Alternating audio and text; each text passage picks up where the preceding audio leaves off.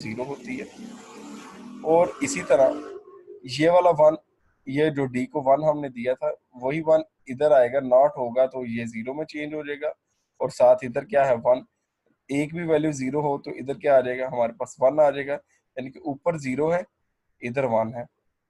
0 के केस में डायरेक्ट हम बता सकते हैं आउटपुट हमारे पास क्या आ जाएगी, 1 आ जाएगी। और ये 1 जब इस 1 के साथ मिलेगा तो हमारे पास क्यू नॉट की वैल्यू 0 आ जाएगी। और क्योंकि क्यू नॉट की वैल्यू 0 है और क्यू की वैल्यू हमारे पास क्या है 1, तो आउटपुट हमेशा क्यू वाली स्टोर होगी। आपने देखा जब हमने डी की वैल्यू 1 रखी, आउटपुट हमारे पास 1 आया। नेक्स्ट भी आप देखें, डी की वैल्यू अगर आप 0 रखते हैं तो अगेन आपके पास, आपने चेक किया डी की वैल्यू 0 रखी थी हमने, तो हमारे पास आउटपुट क्या आई थी, 0 आई थी। डी की वैल्यू 1 रखी तो अगेन वही केस रिपीट हो रहा है आपके पास। ठीक है, तो ये हमारे पास है डी फ्लिप फ्लॉप। अब इस जो हमारे पास टेबल आया है, इस टेबल की बेस पे हम इसका देखेंगे कि किस तरीके से हम इसकी कैरेक्टरिस्टिक इक्वेशन बनाएंगे। यानी कि इसके लिए हमने एक्सप्रेशन लिखना है। तो एक्सप्रेशन लिखने के लिए आपको पता है इस वक्त हमारे पास टोटल जो आउटपुट के अंदर वैल्यूज हैं वो कितनी है, 1 2 3 4। और हर वैल्यू मैंने आपको बताया था रिप्रेजेंट करती है एक मिन टर्म। अब ये let's suppose min term M0 है, M1 M2 और M3। तो इसलिए ये टोटल 4 है। तो कितने सेल्स का बनेगा हमारे पास के मैप, 4 सेल्स का, यानी कि 2 वेरिएबल, क्योंकि ये Q और D हमारे पास 2 वेरिएबल है। तो 2 वेरिएबल के मैप बनेगा 4 सेल्स का। एक तरफ हमारे पास Q की वैल्यू आ जाएगी और एक तरफ हमारे पास D की वैल्यू आ गई। ये देखें आप, Q की वैल्यू 0 या 1 हो सकती है, इस तरह D की वैल्यू भी 0 या 1 हो सकती है। उसी तरीके से हम इनकी तरतीब के साथ सेल्स के अंदर प्लॉटिंग करेंगे। ठीक है, 0 हमने ले लिखे और जो 1 1 है वो हमने इधर लिख दी है, जो जो कॉरेस्पॉन्डिंग सेल, यानी कि M0 के अंदर क्या था 0, M1 के अंदर 1 वैल्यू थी, M2 के अंदर हमारे पास 0 था और M3 के अंदर हमारे पास 1 थी। तो हमने जब वैल्यू प्लॉटिंग की तो ये हमारे पास एक ही इसका पॉसिबल पेयर बना। इस पेयर की बेस पे हमने इसकी जो इक्वेशन देखें, इधर से हमारे पास कोई चीज़ कॉमन नहीं दिख रही 0 या 1 में, और इधर से जब हम वो उसके देखते हैं कॉलम को तो हमारे पास टोटल डी जो है कॉमन आ रहा है। तो इसलिए इसकी जो इक्वेशन होगी वो हमारे पास डी होगी। यानी कि इस पूरी की पूरी इक्वेशन की जो आउटपुट है वो डिपेंड कर रही है किसके ऊपर, डी के ऊपर। अब डी के ऊपर जब डिपेंड कर रही है तो इसका मतलब है, देखा आप इस टेबल की तरफ वापस आते हैं तो जो हमारे पास डी की वैल्यू है, 0 है डी की वैल्यू तो आउटपुट भी 0 आ रही है। 1 है अगर इसकी वैल्यू तो आउटपुट भी 1 आ रही है। 0 है तो आउटपुट भी 0 आ रही है।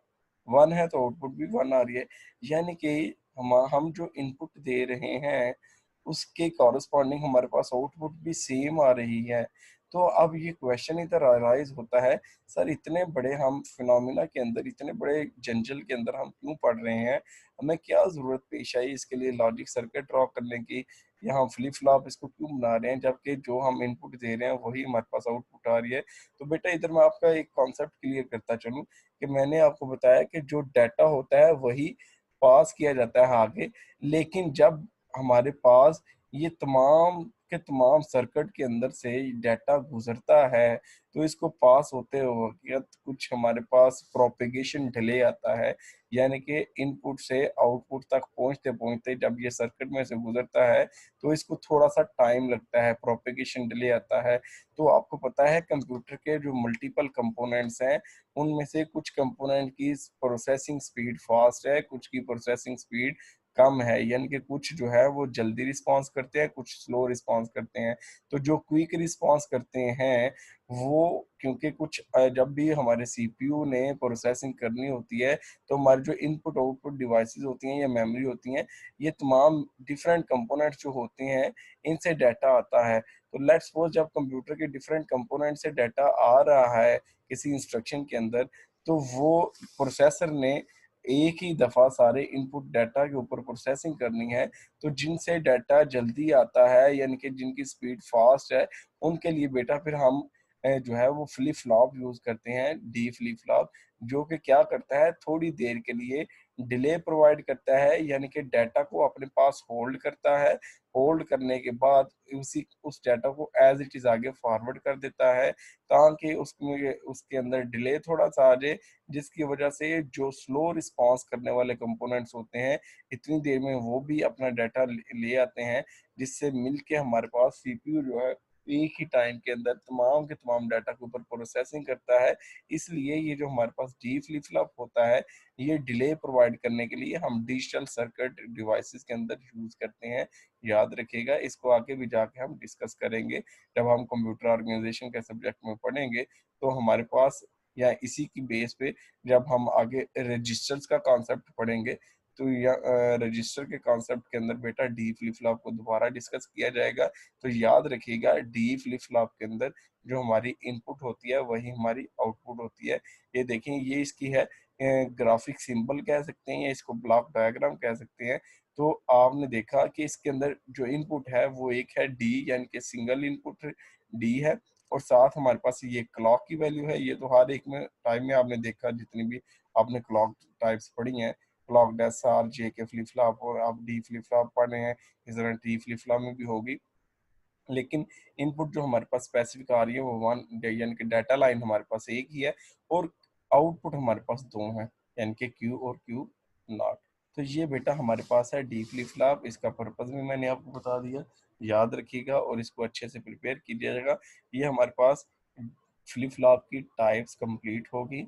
और नेक्स्ट आपकी बेटा ये एक असाइनमेंट है, construct D flip flop by using NAND gates with its block diagram, यानी कि ब्लॉक डायग्राम का मतलब है ग्राफिक सिंबल। इस तरह से आप ग्राफिक सिंबल बनाएंगे। देन आपके पास है करेक्टरिस्टिक्स टेबल, यानी कि इस तरह आप इसका टेबल सॉरी इसके इस तरह इसका आप टेबल ड्रॉ करेंगे, और इस टेबल की बेस पे आप इसकी करेक्टरिस्टिक इक्वेशन निकालेंगे। ठीक है, लॉजिक